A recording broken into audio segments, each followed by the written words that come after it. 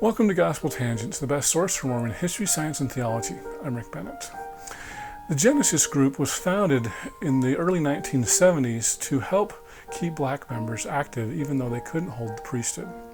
So Joseph became a member of that group. He wasn't one of the original founders, but he will talk about some of his early remembrances of that group, and we'll talk about an amazing member, Monroe Fleming, who we've talked about with Dr. Matt Harris previously. So Joseph knew him. Monroe almost became the first black man ordained almost a decade earlier in 1969. You won't want to miss this conversation. Check it out. Can you talk about the Genesis group? You kind of alluded to that. Yes. I was wondering if you were one of the original members. It sounds like you weren't, though. No. Is that right? I was in the original group, though. Today it's a different group, the Genesis. That's the original group was Rough and Bridge Fourth, James Dawson, and I'm not exactly sure who was the second counselor. Was it Darius Gray by chance? Darius was a counselor at one time. I don't know if he was in the very beginning or there was someone else. I know that there was two different counselors as the second counselor, and Darius was one of them, and then there was someone else. I never met the other person, but by the time I came here in 78, 76, I didn't know where the group was located. I did, and I had people had told me about the group even when I was in Hawaii. Oh, really? But how do you contact the group? There was no phone number, in the phone book or anything like that. And so when I moved into this stake, Bishop Swain knew Rough and Bridge Four personally. Okay. And he then, when he first sat down with me, I met with him in his office. He then said, "Are you interested in meeting members of the group?" And I said, "Yes, I've heard of it, and I don't know anything how to find them." And so he says, "I got the number," and he dialed Ruffin right then, called him up, and then Ruffin invited me, gave me the address to where they were meeting, and they met once a month on the first Sunday of the month. I think maybe about 7:00 in the evening, and so I took my family and we went to our first meeting, had a great time, and from that time on, I was a member of the group. Every first Sunday we were there. Now, is Ruffin still around here? No, Ruffin has passed away. Oh, bummer. I think he had sugar diabetes, and I believe that was probably one of the things that took him away. But Ruffin was such a wonderful man. The general authorities loved him a great deal, and he became more like a father to me. I don't remember now how old Ruffin was, but in those years that I moved here, I was about 25 when I received the priesthood, and so I met him before receiving the priesthood. So I was either 24 or 25 when I met him, and he was probably in his early 50s about that time. Okay. But he just kind of took me under his wing, and he was just such a wonderful guy. He was a great speaker.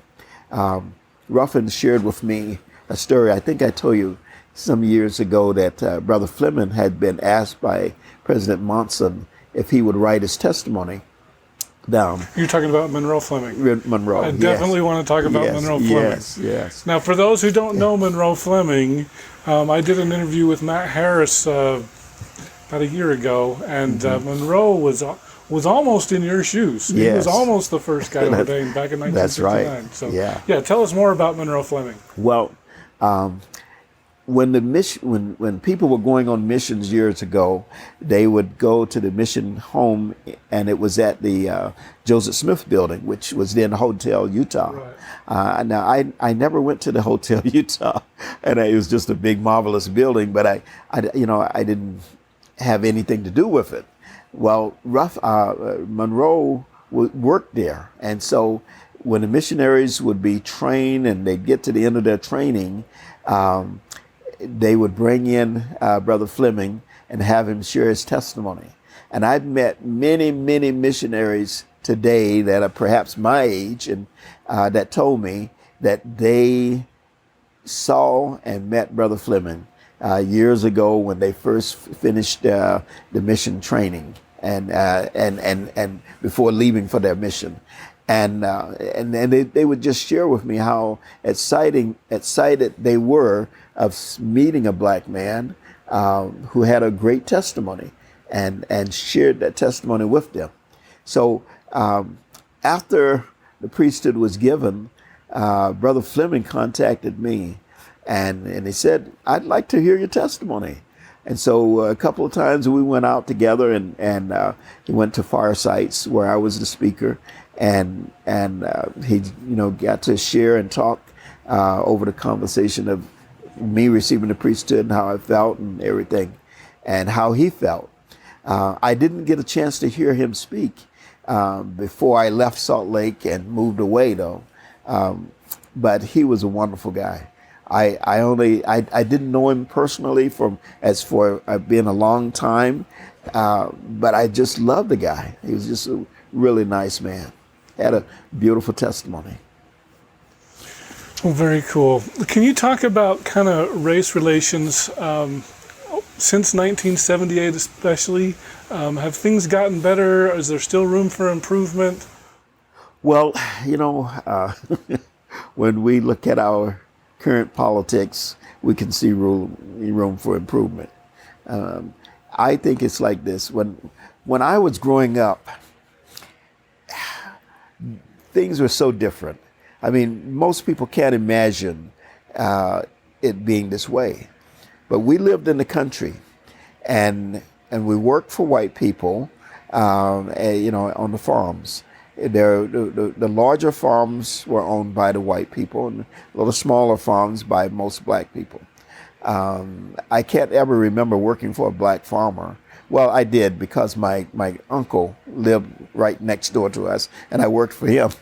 He raised cotton, corn, and tobacco, and lots of vegetables. But on the people that had the larger farms were the white farmers. I was never treated bad by any of those people. And there was a feeling like this. The white farmers, there were no Mexicans. And today, everybody worries about the Mexicans doing all the farm labor. Well, there were no Mexicans those days in the South. And so the people in the South were black people that worked those crops. Taking in tobacco, what we call tobacco was a hard crop. It required a lot of work. It started in the spring, planting the small plants, or planting the beds that grew the small plants. And then once the plants were large enough to plant, then the farmer would pull them, and of course the black workers take them out of those beds, and you'd go out to the fields. And in some instances, people still use mules. When I was a kid, we still had a mule.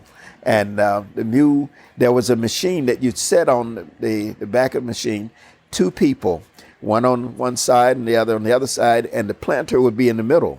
And the same machine was used with a tractor, the same way as you did pull the mule. But anyway, as you would pick up one plant, you drop it into this little clip, and it'd be like a little hole, and it would pull the leaf down, and plant it in the ground, and it rotated round and round like that. And so one would put my plant, and then you put your plant, my plant, your plant, and it would go click, click, click, click, and they were planting a plant that quickly into the ground, and you just walk for miles up and down these rows, back and forth, all day long. And the nice thing for black people, we didn't sunburn. So you just had the old straw hat on, and you just sat there and you just kept working. The machine would put fertilizer in the ground, and with the tractors, it would also put water in the ground, and then cover the plant, so that it would be ready to grow. And then you'd go back and reset where you missed plants by hand, walking that whole field, every row, all day long, until that was finished in every field. And so the way things went, generally, these white farmers, they hired the same black people to work their crops every year. And the main crop cash crop would be tobacco. A lot of them would raise corn because they may have chickens or pigs, or they may sell their corn also. Not too many of them raised cotton though, but my uncle did raise cotton. So I picked cotton while I was a kid too. Now, in this process, I would say there was a relationship there. A lot of times, these black families, they would fall short of money. Their children might get sick. You know, farm people don't have insurance, and you got to go to the doctor. You seldom go to the doctor because there's no money to go to the doctor. So most of the time, it was herbs and whatever you knew to do to create medicine yourself, to heal yourself, and lots of prayer. And so I think that's one of the reasons black people are so religious, because they learned to depend on God for everything. And you'd pray that sickness out and fast and then take whatever herbs that you knew to take for whatever sickness that you were going through. Well, through all of this, back to the white side, when you fell short, there was no money. Those black people would go to the white farmers they worked for, and those farmers would lend them money to take care of whatever the problems was. Maybe they needed grocery, maybe there was a doctor, or maybe the cars were all broken, and they had to find work, you know, because the tobacco crops and the money started maybe like in April and May. They were doing the first plantings, and then it would go through August and September when they were finishing the tobacco work. It was then taken from a plant and a seed to the point that it was now dried and cured and ready to sell on the market. And probably the farmer would be taking maybe one or two members of that family to the market to help move the sacks for selling. And they would go through a bidding process, you know, where they had the people, they seems like, hey, can I get a one? Can I get a one? Can I get a two? Can I get a, you know, that kind of bidding. Interesting process.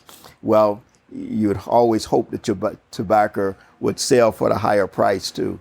And so that's how it went. But going back to the things, to me, that became a process, and I feel a process of love between black and white people. They had to have each other.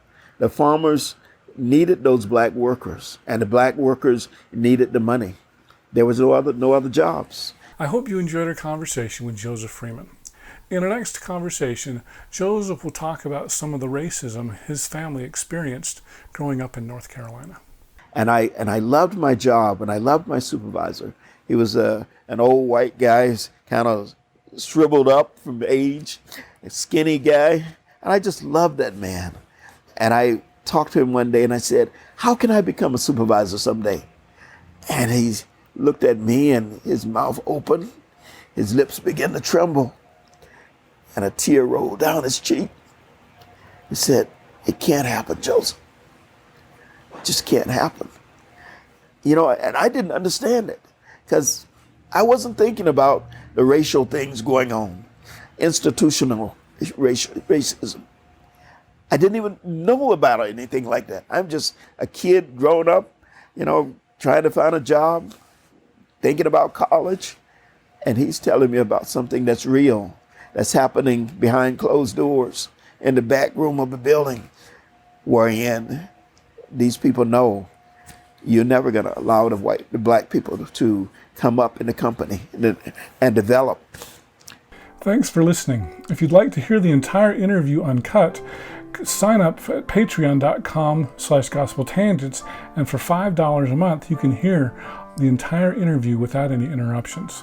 If you'd like to see the whole video, that's just $8 a month, and you can sign up either at youtube.com/gospeltangents or on our website at gospeltangents.com and click the yellow subscribe button.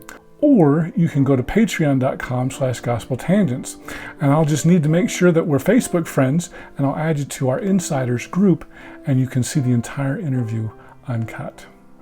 If you'd like to get PDF transcripts of our interviews, those are just $10 a month.